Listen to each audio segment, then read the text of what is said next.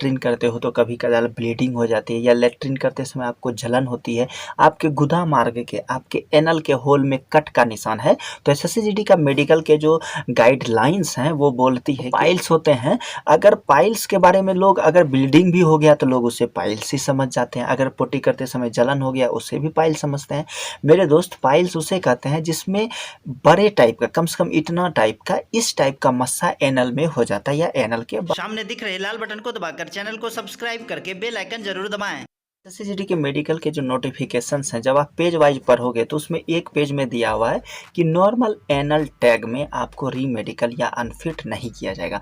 मतलब जब आप लेट्रिन करते हो तो कभी कदार ब्लीडिंग हो जाती है, या लेट्रिन करते समय आपको जलन होती है, आपके गुदा मार्ग के, आपके एनल के होल में कट का निशान है, तो एसएससीजीडी का मेडिकल के जो गाइडलाइंस हैं वो बोलती है कि आपको एनल टैग में री मेडिकल नहीं दिया जाएगा। देखो मेरे दोस्त, गाइडलाइन एक तरफ और मेडिकल एक तरफ, किसी भी गाइडलाइन को फॉलो नहीं किया जाता। अभी देख लो आप, बंगाल के, वेस्ट बंगाल के नदिया में एसएससीजीडी के फिजिकल 3600 बंदों के कैंसिल कर दिए गए। इसमें बंदों की क्या गलती? क्या उससे कोई सवाल कर सकता है? नहीं ना। तो एसएससीजीडी के मेडिकल के गाइडलाइन के भरोसे मत रहना। अब आप खुद सोचो, एक बंदा पूरा फिट है, उसके एनल में ना किसी भी प्रकार का टैग है, किसी भी प्रकार की प्रॉब्लम नहीं है, और आपके एनल में टैग है, तो डॉक्टर, आप ही डॉक्टर बनोगे तो आप पहले किससे फिट करोगे? आपका तो टारगेट रहेगा जिसके एनल में, गुदा मार्ग में किसी भी प्रकार की समस्या नहीं है, हम उसे फिट कर लेते हैं। तो आज के वीडियोज में हम जानेंगे कि अगर आपको एनल में टैग है, मतलब आपके गुदा मार्ग में कट का निशान है,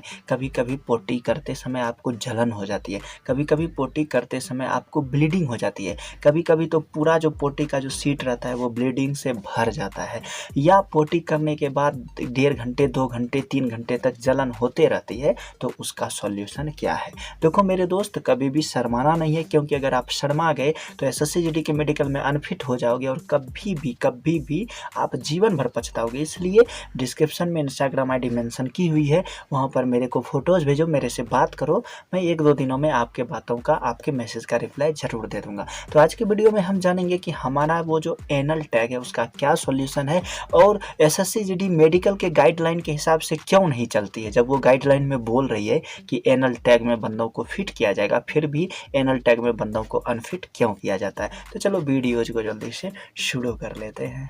आगे मेरा जो भी मेडिकल के वीडियो जाएंगे, आप अपने मदर के साथ, या अपने फादर के साथ, या अपने ब्रदर के साथ, या अपने सिस्टर के साथ नहीं देखोगे। और अगर आपके पास हेडफोन नहीं है कि हेडफोन परचेज कर लो, आप जैसे ही मेरा मेडिकल का वीडियोज देखते हो, आपका सबसे पहला काम है हेडफोन लगाना, उसके बाद ही वीडियोज को देखना, क्योंकि मेरी आपकी जो बातें होगी ना, बहुत ही ज़्यादा क्लोज होगी। और मेडिकल में मेरे दोस्त शर्माना नहीं है, जितना ज़्यादा खुल के हम और आप मिलेंगे एसएससीजीडी के मेडिकल में ग्राउंड फिट, उतना ज़्यादा होने का चांस बढ़ जाएगा। और मैं तो आपको डंडे मार मार कर भी एसएससीजीडी के मेडिकल में ग्राउंड फिट करवा दूंगा, टेंशन ना लेना।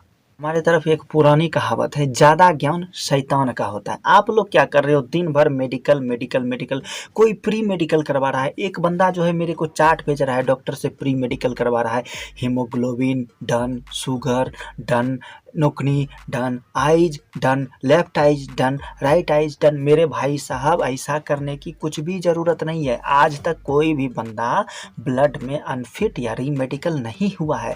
टेंशन ना लो, जितना ज़्यादा ज्ञान लोगे, जितना ज़्यादा मेडिकल के बारे में जानकारी लोगे, और आपकी कन्फ्यूजन बढ़ते जाएगी। और मेरा बात मानो, ये जो बीमारी होती है ना, ये एक साइको होता है। मैं मानता हूँ आपको पाइल्स नहीं है, नोकनी नहीं है। अगर दिन भर सोचते रहोगे मेरे को नोकनी है, मेरे को पाइल्स है, पता नहीं मेरे मेडिकल में क्या होगा, तो साइको के भी कारण बीमारी हो जाते हैं। और ये सत्य है, आप किसी भी डॉक्टर से पूछना, साइको के कारण बीमारी ना रहते हुए भी आ जाते हैं। इसलिए आप उतनी ही जानकारी रखो कि एसएससीजीडी के मेडिकल में ग्राउंड फिट होकर आ जाओ।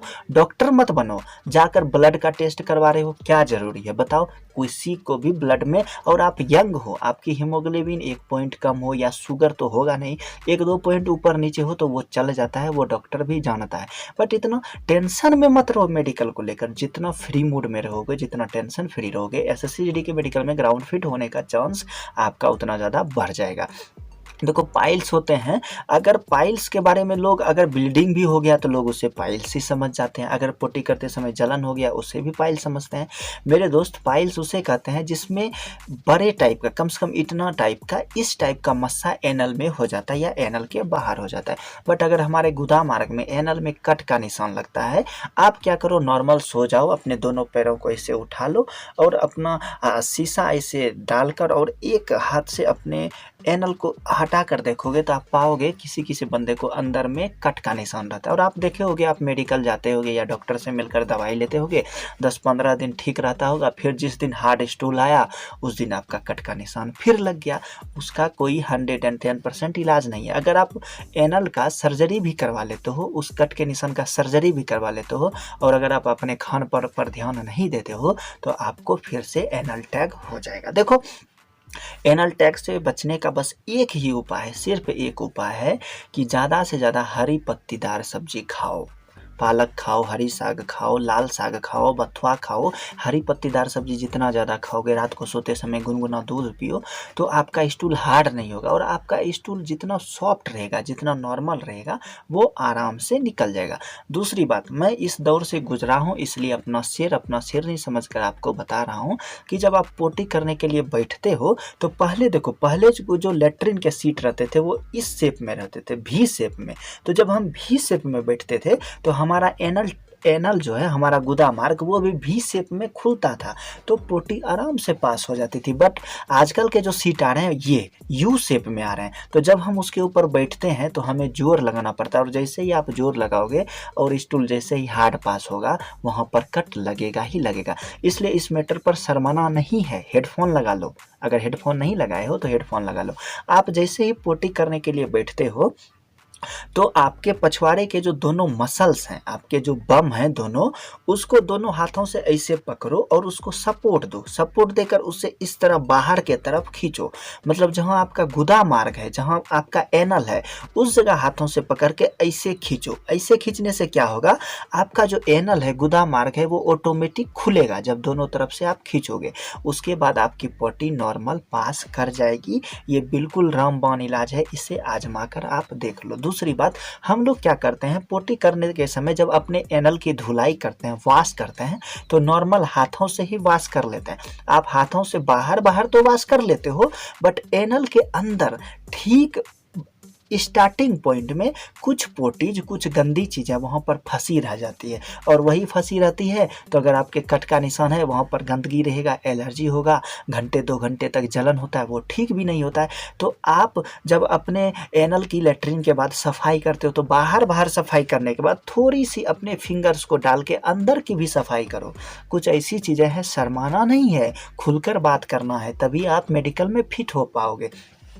तो अपने फिंगर्स के से उसको साफ कर दो और उसमें पानी मार दो, मतलब एज पॉसिबल। मैं उतने डिस्क्रिप्शन में तो आपको बता नहीं सकता।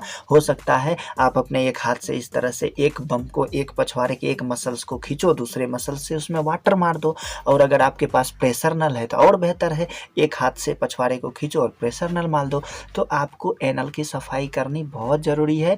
एनल टैग का बस एक ही उपाय है, सबसे बड़ा उपाय, कभी भी अपने स्टूल को हार्ड नहीं होने देना है। दूसरा उपाय, जब आप पोटी करने के लिए बैठते हो तो अपने दोनों बम को, दोनों अपने पछवाड़े के दोनों मांस को बाहर खींचो, बाहर के तरफ, ताकि एनल टैग खुले। उसके बाद जब आप सफाई करते हो तो अपने फिंगर्स को डालकर सफाई करो। और अगर आप मसाले वाले चीज़ें खाते हो तो जब तक मेडिकल नहीं हुआ है, मटन, चिकन या फिर एग या फिर फिश, आप जो भी खाते हो उन सारे चीज़ों को अवॉइड करो, सारे चीज़ों से दूर हो जाओ। और अपने मदर को जो भी खाना बनाते हैं उन्हें बोलो कि सब्जी में कम से कम मसाले का यूज करें, क्योंकि अगर मसाला खाओगे तो आपका वो एनल ठीक नहीं हो पाएगा। अब आपके मन में सवाल आ रहा होगा कि भैया आप तो बोलते हैं कि मेडिकल गाइडलाइंस एसएससीजीडी नहीं मानते। जी हाँ, एसएससीजीडी मेडिकल के गाइडलाइंस को बिल्कुल नहीं मानती है, उसे गाइडलाइंस से कोई मतलब नहीं है। अब अगर आपको ही डॉक्टर बना दिया जाए, आप किसे लोगे? एक कोई बंदा 110% फिट है, किसी बंदे को एनल में टैग है, तो जो फिट बंदा है उसे आप ले लोगे। ये भी मन में सवाल आता होगा कि भैया ये फोर्स इतना ज़्यादा हार्ड मेडिकल क्यों लेती है? अगर मैं अपने बारे में बता दूं, फिलहाल मैं जिस जगह हूँ, मैं इतनी ऊंचाई पर हूँ, अगर मेरे को एनल टैग हो जाए, पाइल्स हो जाए या किसी भी प्रकार की बीमारी हो जाए, पहले तो 5 घंटे मैं चलूँगा, 5 घंटे चलूँगा, ऐसे जंगल में मैं हूँ, 5 घंटे चलने के बाद मैं रोड पर पहुँचूँगा, फिर वहाँ पर गाड़ी पर बैठूँगा, वहाँ से 1 घंटे बाद मैं हॉस्पिटल पहुँचूँगा। तो मान कर चलो अगर आपको इस तरह की बीमारी हो जाएगा, आप चलने के लायक ना हो, तो इस जंगल में 5 घंटे तक आपको कौन स्ट्रेचर पर लेकर जाएगा। और किसी भी पोस्ट में जो भी स्ट्रेंथ होते हैं, अब एक बंदा बीमार हुआ, उसके साथ 2 बंदा तो उससे स्ट्रेचर पर ले जाएगा, 2 बंदा उसके गार्ड में जाएगा, मतलब एक बंदा अगर बीमार हुआ उसके चक्कर में 5 बंदा इंगेज हो गया। तो यही कारण है कि एसएससी जीडी का मेडिकल इतना ज़्यादा हार्ड लिया जाता है। फिर भी मेडिकल को चिंता नहीं करनी है, मैंने एनल टैग के बारे में आपको सब कुछ बता दिया।